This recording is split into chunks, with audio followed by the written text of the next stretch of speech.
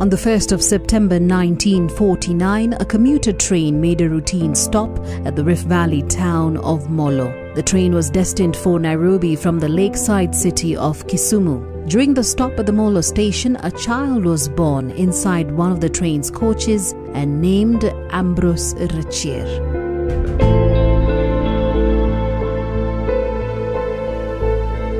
He would grow to become a successful chairman of Kenya's biggest football club, Gor Mahia. At that time, my mother was coming to join my father at the Limuru St. Paul's Theological College.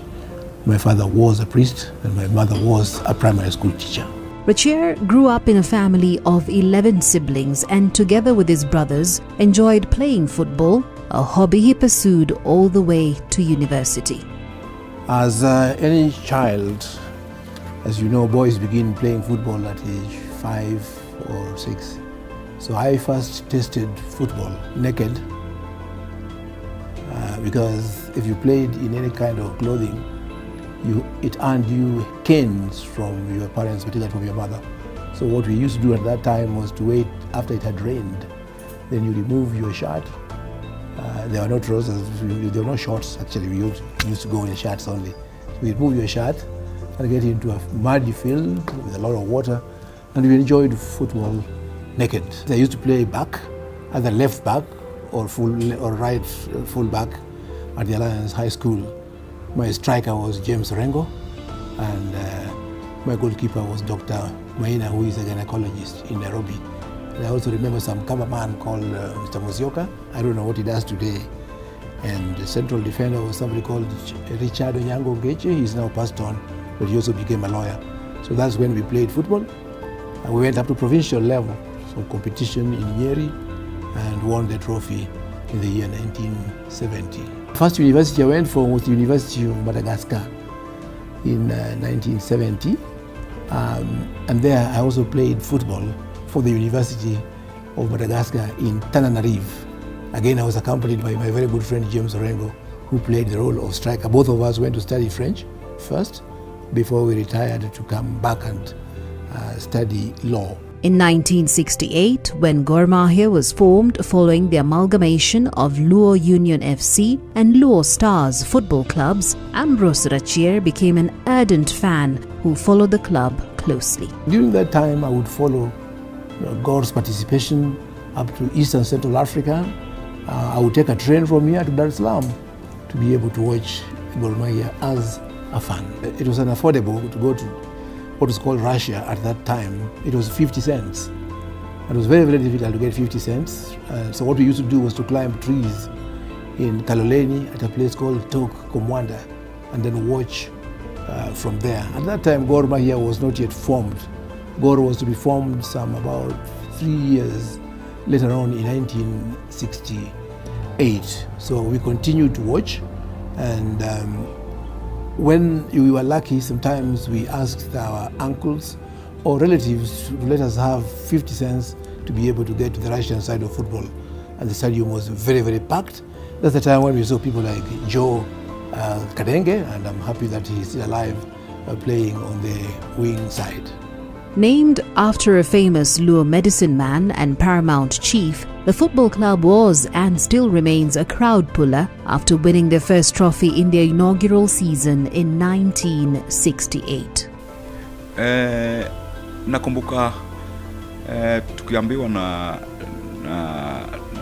mababu zetu na historia ya Gor Mahia kwamba ilikuwa moto kama pasi, ilikuwa noma sana.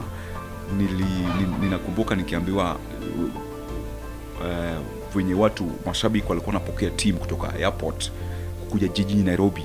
Yani ilikuwa nayoboke, yani matawi, watu wanatoa suti wakina mheshimiwa Robert, the late Robert huko, waziri anatoa koti, anafagia barabara wakiimba Gor Biro Yaweyo, Gor Biro Police Yaweyo, yani Gor Biro Police Yaweyo. Kogali inakuja, polisi basi mfungulie njia, mpishe apite. The Mashemeji Derby, a duel pitting Gor Mahia against AFC Leopards, is one of the oldest football derbies in the country that began in May 1968 when the two clubs first played each other. The high-stakes derby and the success of the club on the pitch has been key in the growth of the club's fan base. Ya kitambo hatukuwa na TV, so watu wengi walikuwa mimi niko na kusikiza ball kwa radio. Sasa nikapata wazee wamezingira radio wanasikiza Gor na FC Leopards. Sasa nilikuwa nashangaa mbona kikundi nika hivi. Sasa nikasikia sauti ya mtangazaji na nashukuru pia still alive bwana Jaco Sylvester akishout kwa radio. Uko na pira. Hiyo sasa sauti ilinibamba kabisa kwa mtangazaji wa mpira. Kila mtu alikuwa amefurahia, kumbe Gor ilikuwa imefunga. So kanaba Gor na Baluya wanacheza, walikuwa ndio Baluya Football Club na Gor Mahia FC. Sasa bahati nzuri Gor kashinda FC 8-1. So hapo ndio sasa nikaanza kujua the colors of Gor Mahia, hii club ilianzisha lini, nikaanza kufuatilia story ya Gor Mahia. In 1987, Gor Mahia FC was crowned Champion of Africa after winning the African Cup Winners Football Club tournament. Former President Daniel Arap Moi and other senior government officials were at Kasarani Stadium to witness the victory. I was there. I remember President Moi was there. It was at Kasarani Stadium. I was sitting on what you can call the Russian side, the cheaper side of it. And I watched a man, Peter Dow, demolish Esperance that has now become our nemesis. I watched Dow score, I think it was 2 headers. And the stadium went wild. And that was the time that we last took this coveted cup trophy in the Confederations Cup. Gor Mahia made history as the first and so far the only club from East Africa to win a continental cup. The year also marked the beginning of their decline in the continental arena. I think what happened with Gor Mahia, most of their good players left and they could not support themselves financially because this is the time that the Austin Oduors left, the Tobias Ocholas of this world left, the David Ochengs of this world left, and then came in a new crop of players. And even the office in 87 was more or less a strong office as far as finance is concerned. After that, we had a series of officials who came in but could not have that financial muscle to support the team. So that's exactly why the team went down. I think it was all about leadership. They lacked what we call leadership. There were so many infightings, for example. The war of coaches was also there. I mean, they didn't have very good, I wouldn't say very good players, but I think they overstayed with some of the players. Today we see a lot of changes. The borders are almost open with the players flowing freely from Rwanda, Burundi and the rest. And I think that is what has built Gor Mahia. And I think now they're looking at coaches who are really qualified and people who can take them to the next level. Over the years, many football clubs from various parts of the country fizzled out due to poor management and lack of finances. The fond memories of a competitive league in the 80s and 90s raise crucial questions on sustainable football management in the country. Community clubs have a lot of challenges in leadership, because these are areas where we have very vocal people who don't want to participate in terms of financial terms. I remember my friend Leslie Okudo, who was with the University in Dar es Salaam sometime, attempted to commercialize Gor by making the company a limited liability company. And he met with the wrath of fans who said there was no way that Gor was being commercialized. I've always supported community clubs. I think time has come that we do away with the institutional clubs, because institutional clubs basically are there to market their brand. I think we need to adopt the German style where a brand comes into a community, let's say Jericho for example, and they finance a team there. So the community rallies behind the team and the brand rallies behind the team as far as the finances are concerned. We need to have the Shabanas back, where the Kisii community could rally behind Shabana. We need to have the Meru Bombers back, where the Meru community would rally behind Meru Bombers, and that's in essence will expose the talent down our grassroots, because they are very good players down there. But everybody would like to play for one team or two, that is Gor or FC or Tusker. But when we have each and every community rallying behind their own, their finances will be geared towards giving the team its best, and ultimately the league will move to the next level. When you talk about community clubs, we are talking about support. When you talk about corporate clubs, there's very minimal support. Even the companies that support, the MDs and all those, they don't know where those clubs play. So when you talk about, we can't kill community clubs, because that is where football started.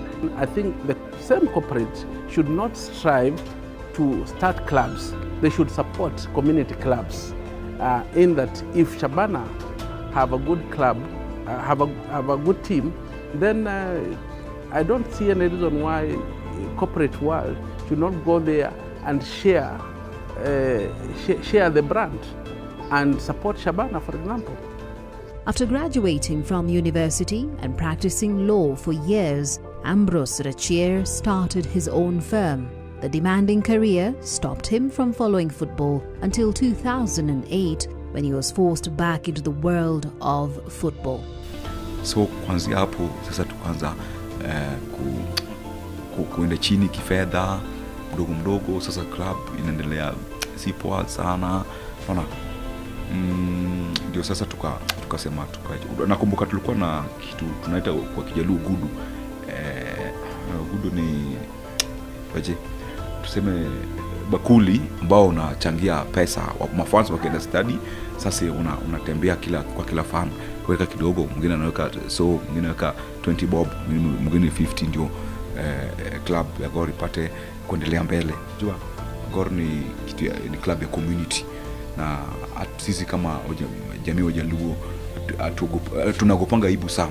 Tunagopa aibu sana. Sasa tukaenda vitu yetu haiendi sawa, basi tunabika na tunasema lasi tukae chini tuone solution itakuwa namna gani. Sasa nakumbuka sisi tulikuwa na kikundi cha mafans wachache, tukatafuta wakili Ambross Rachier, tukasema twende kwa ofisi yake. Sasa tulikuwa tunapiga darubini, twende kwa nani kusema Rachier anaweza handle team. I was sitting in my office at the 7th floor of Reinsurance Plaza one Sunday, when I heard a big noise, people making noise, and they were being restrained by watchmen and being told you can't come in. It was a Sunday morning, and then they overwhelmed the guards, came up to my floor, and they were carrying twigs and shouting that Rachier must become the chairman of Gor Mahia.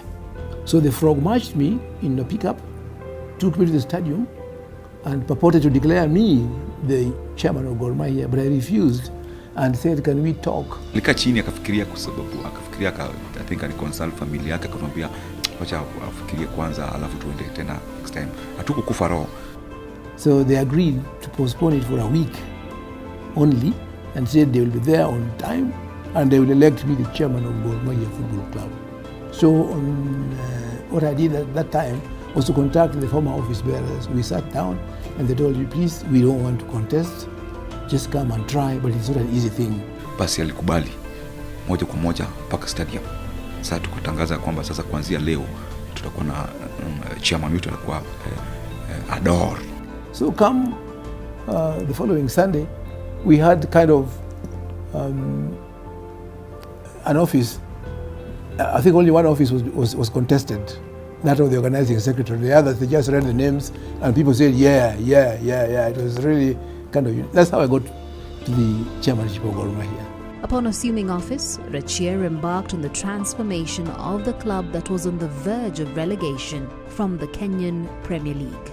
Under his leadership, Gor Mahia managed to survive the financial brunt the many clubs were facing after bringing on board sponsors. What happened in Gor was that Gor went into oblivion, and for 18 years, I think Gor almost went into relegation. at some stage. When I took over, Gor had just survived relegation. It was number 16, that is in 2008. Gor had finished number 16 in 2007. Ambross came in when Gor was really down. It was more than 10 years before Gor had won the league.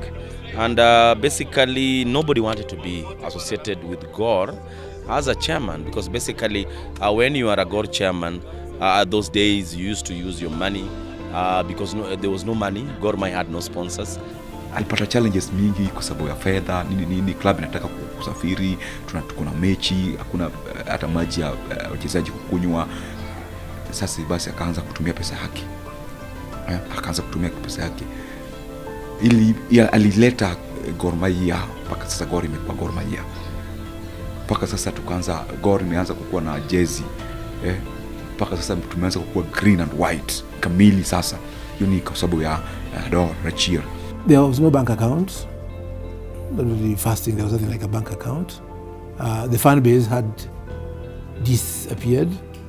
The players were demoralized and generally earning very little. In fact, the highest paid player was earning 3,000 shillings. That is Jerry, the goalkeeper, was earning 3,000 shillings. So I embarked on a recruitment of players. We still had nothing to really promise them, because there was nothing we were bringing on the table. There was no sponsor.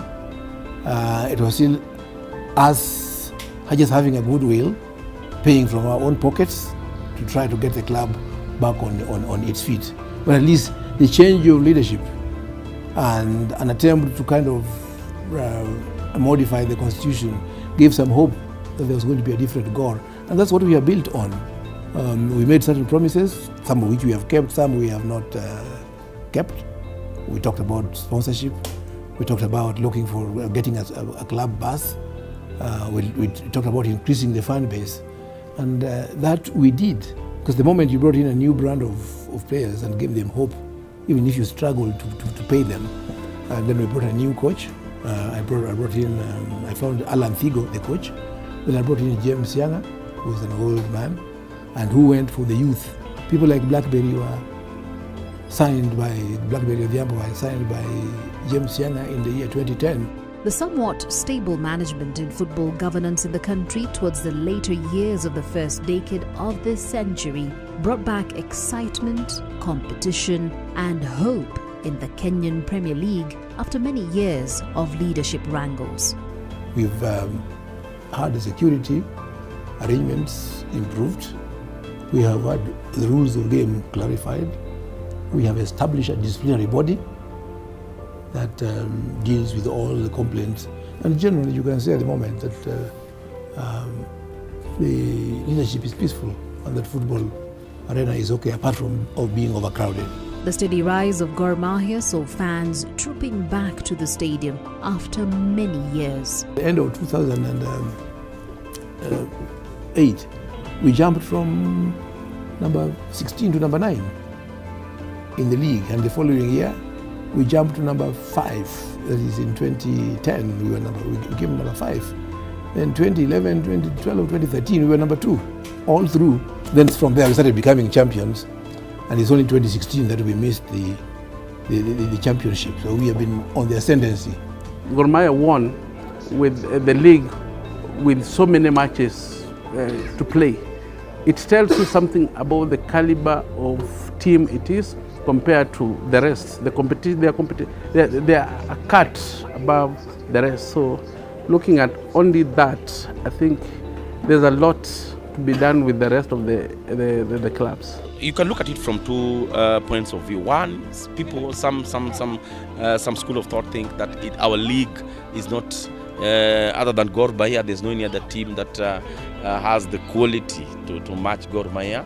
And others also think that the 3 or 4 years that Gor has been having some stability as far as their finances and as far as their management is what now has trickled to the success we are seeing. So when you look at it from the first point, you might miss what you want to achieve, because I think the teams that has that quality, the Sofapakas of this world, the Tuskers of this world, these are teams that can challenge Gor Mahia. But I think Gor Mahia is way up there because of the consistency that they've been having, the good management that they've been having, and now they are reaping from what they invested 3 or 4 years ago. Hatuwezi kuwa na chairman mwingine kwa sasa hivi sipokuwa na Rachier. It is not easy. I want to repeat. I am happy to have brought it this far.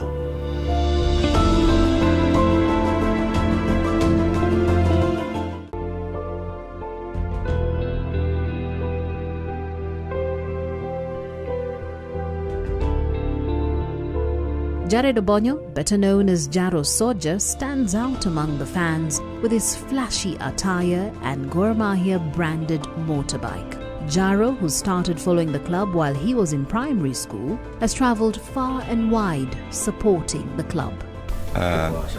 Kama shabiki wa mpira nimeenda mali pengi sana. Nimeenda Cape Verde, nimeenda Madagascar, nimeenda Nigeria, nimeenda Kampala, Uganda. Kwa hivyo nimetembea kabisa. Ukiangalia passport yangu utapata rubber stamps iko mingi kwa sababu ya kushabikia mpira. I think the passion and the way you see them traveling around the country just to support the team. There are many teams which play even as close as Machakos and the ground is empty. So, I mean, with that kind of inspiration, every player will want to perform. And it's not about even the money they're paying the players, because I think they do it for passion. It is passion first before anything else. And even Rachier himself, he has passion for football. Leading a club like Gor Mahia's caliber for that long, it means there's something extra you have compared to others. You've seen what has happened with teams like FC Leopards, whereby you have somebody for 1 year, they are rioting, they're doing that. You have a coach for even 6 months, he's gone and all that. I think that kind of inconsistency has wasted so many clubs. They're very, very faithful followers, and these people motivate. If you talk to players everywhere, they say, you enjoy hearing the resounding support in the background. So I also owe it to the fans, but I also owe it to the players who have been dedicated. It's kind of a circle in this way that you will say, okay, where did it start? It starts for me good and transparent leadership. A leadership that goes on to look for new ideas. Like, for example, there had been no sponsor before. I looked for Tuzo, and Tuzo were able to take us some step. With the little money, 20 million that we were being given, we were able to mold a club, pay the players. And this is an issue of transparency. The issue of transparency is something that I want to add to unity. The transparency and accountability. The money that you get, you're able to account for it and you put it to the use that it was intended for. So if you get 20 million shillings in a year, you are able to spend 10 million to pay the players, and that should work to something good, like players started earning 20,000 shillings, 30,000 shillings, and gradually now the highest paid player in Gor Mahia earns 250,000 shillings per month. Today, as I talk to you, we pay our players more than I pay my players more than the lawyers that work for me. In fact, that person earns almost what I do earn myself here as a lawyer. So these have brought confidence. Now, attached to that is the issue of attraction, because once you're doing well, the other players struggle to come and join you. Then you get quality, and after that, you infuse that with good training, discipline. Number 3 now, I've talked about unity in leadership, talked about transparency in the management of funds. Then I talked about instilling discipline among players and technical bench. I have talked about the 12th man, that is the fans. And so you can see how it comes into one melting pot to talk about success. Since 2008, Rachier has successfully defended his seat for 10 years, becoming one of the longest-serving chairmen of the club. He has provided that leadership that was missing prior to 2008. And I think there is some sort of discipline among the players. He has brought in sanity, and some of them are now being paid. He has attracted also the corporate world, something that was also really lacking. I mean, that is very key for any leader. Those ones, you cannot just take, for example, leopards or sharks and assume that they will thrive. I mean, running a club is not easy. And actually, he himself is a backup for the corporate world. I don't think Gor Mahia have missed anything in terms of if they want to go and play wherever within the region, Africa and all that. We've had leaders leading Gor Mahia who could not really support it financially. So when he came in and brought in that financial stability, and it has helped Gor propel itself to wherever it is at the moment. Because without that, Gor could have not moved to that level. Nakumbuka sasa imekuwa sasa watu wanang'ang'ania kitu ambayo sasa ametengeneza vizuri, mpaka tuanze sasa kuwa na elections. Tumefanya elections ikapita, bado anapita, tunamchagua kwa sababu tunajua ni yeye tu ndio bado anafanya vizuri, Gor ikwe Gor. It has been a harrowing experience. On many occasions I've had to go into my pocket to be able to keep the club afloat. When there is no money, you are not going to tell anybody that you are not traveling to Mombasa because there was no money anywhere in the account. You have to buy those air tickets. You have sometimes to go and borrow it and promise to pay. And therefore, where you sit, you face a lot of even legal suits. As I talk to you now, somebody has sued me in Nakuru, chasing me for 600,000 shillings and has applied for my arrest to put me in prison. So the organizations under the Societies Act is something that we should completely abandon, because you as official are personally liable for the club's debts. The 10 years under Rachier's reign has seen the club win a total of 5 Kenyan Premier League titles, taking the total tally to 17. The club has also won a number of football tournaments in the region. He's a good shopper. He's doing. I can say he knows how to look for players and coaches. That's the secret in him. They know how to scout. They have invested in coaches. Looking at other clubs who keep on gambling depending on how much they want to pay a coach. I think Gor Mahia has been very particular with the kind of coaches they want, and even those ones who have left, they have left a mark behind. So I think it's all in coaching, and it's all in recruitment, and it's all in the support. Because foreign coaches are not easy to get. You must show them that you can pay them. And what we normally do is tell them what our problems are in the beginning and ask them if they're prepared to go along with us, because usually the salaries are not easy to come by. I mean, it's very, very difficult. Somebody like Frank Natal, by the time he was going away, he was earning 770,000 shillings per month. And that is get collection for one match. So how do you then get that? So you must give them the confidence and pay them, let them see what you go through, and they sometimes are prepared to wait for their salary. When you tell them that, okay, we are waiting on this date, this is expected from here, so you make them part of you, and then it then works. Then the genuineness, and then the respect you have for them. We have a very low turnover of coaches. While Rachier partly attributes the success to the roaring crowds of Gor Mahia fans, he says sometimes they can be over-demanding. The greatest disease that we have in Kenya are fans trying to rule the clubs from outside there. They want you to tell them today how much you sold Walusimbi, and then tomorrow tell them what happened to Kagere and all kind of thing. Now, you don't run a club like that. You run a club by going to an annual general meeting and giving them an annual report. But here, everybody is asking, where is Walusimbi and all kind of thing. Now, I can explain to you the position of, say, Walusimbi, because you are a journalist.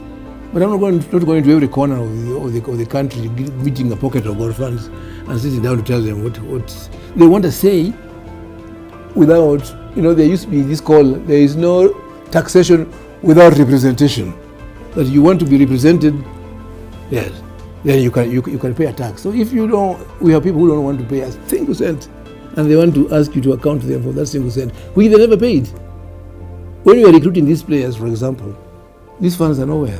In 2016, Rachier took a shot at the country's football management as a presidential candidate during the Football Kenya Federation elections. He emerged second. I don't think I want to try the federation again. I think I'm better off doing football at the level where I'm doing it. I think people are seeing the results of what I am doing.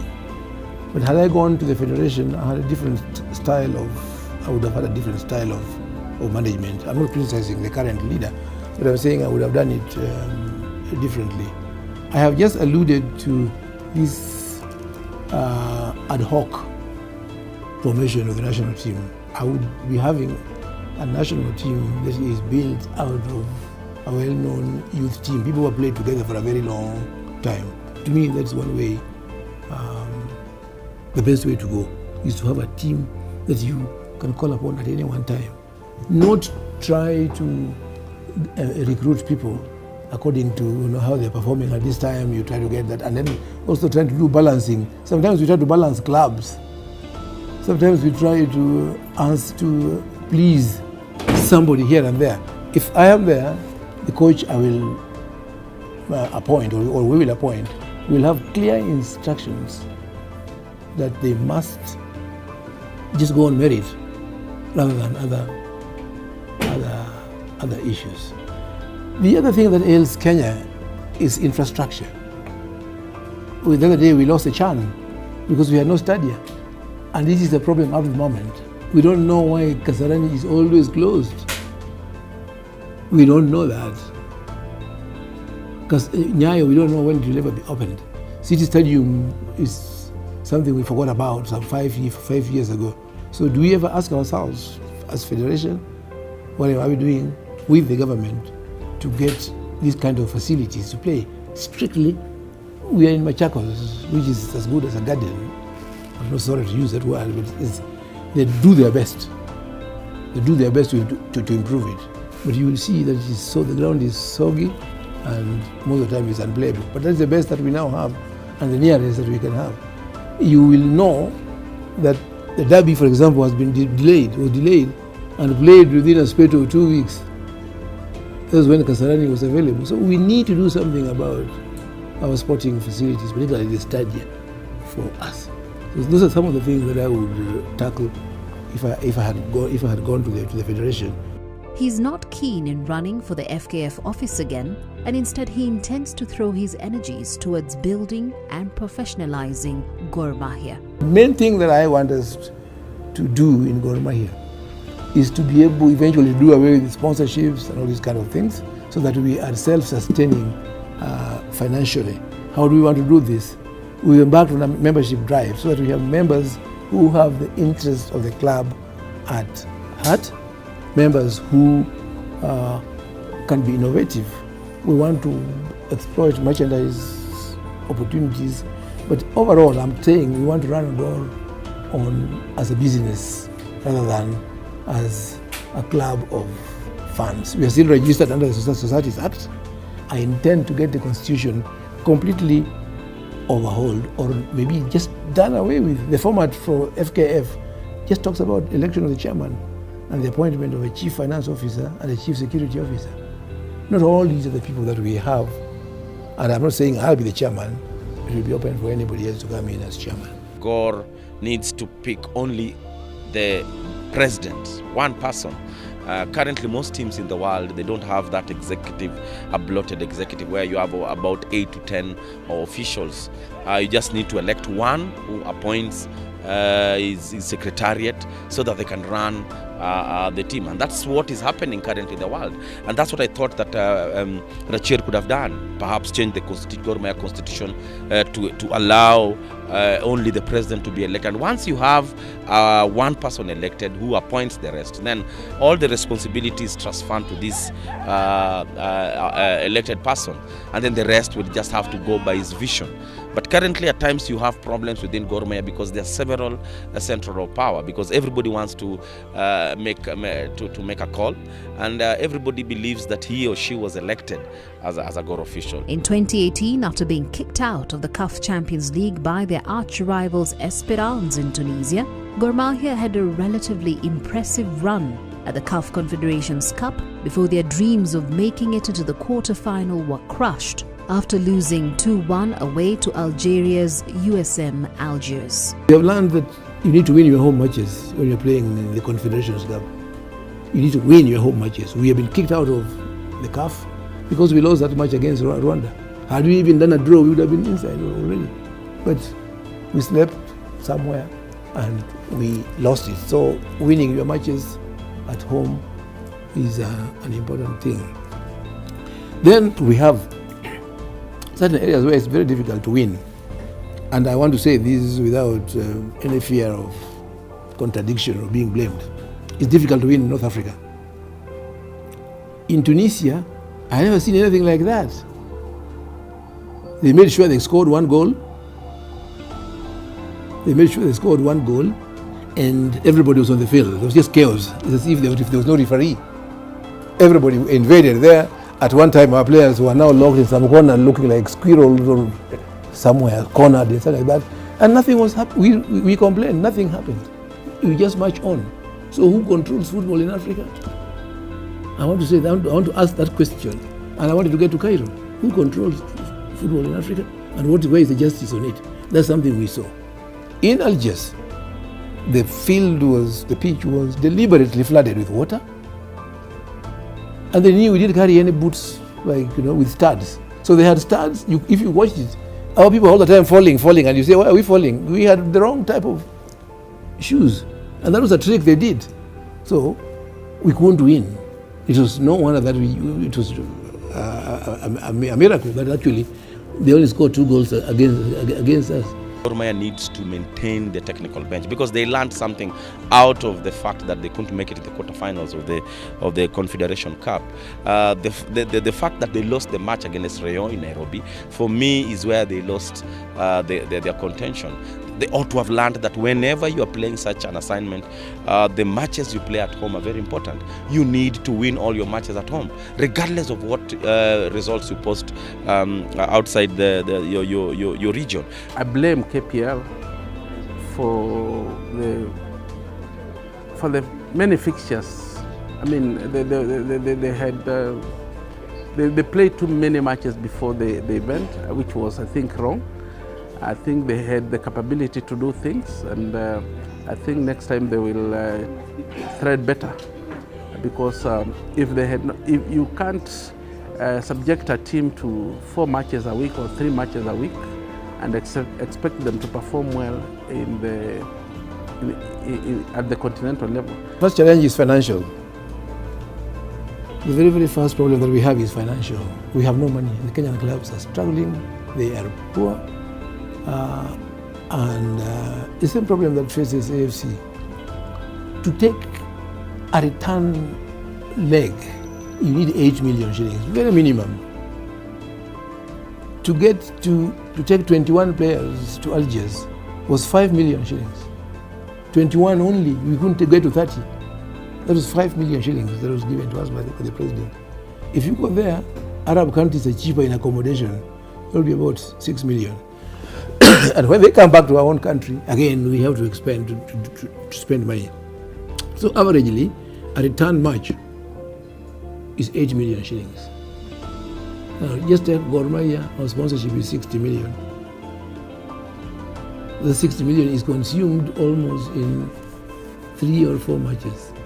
Our salary bill is 5.5 million shillings per month. That already exceeds the amount of sponsorship that we have. So the challenge that we have is in keeping the team and then traveling and accommodation against very, very meager income from gate collections, and some clubs have no sponsors at all. So it's actually sometimes we dread qualifying. Like now we dread qualifying, that in November we should be starting the African campaign. We don't know where we're going to get the money from. So that is one lesson we have learned, that we need money, but we don't know where we will get it from.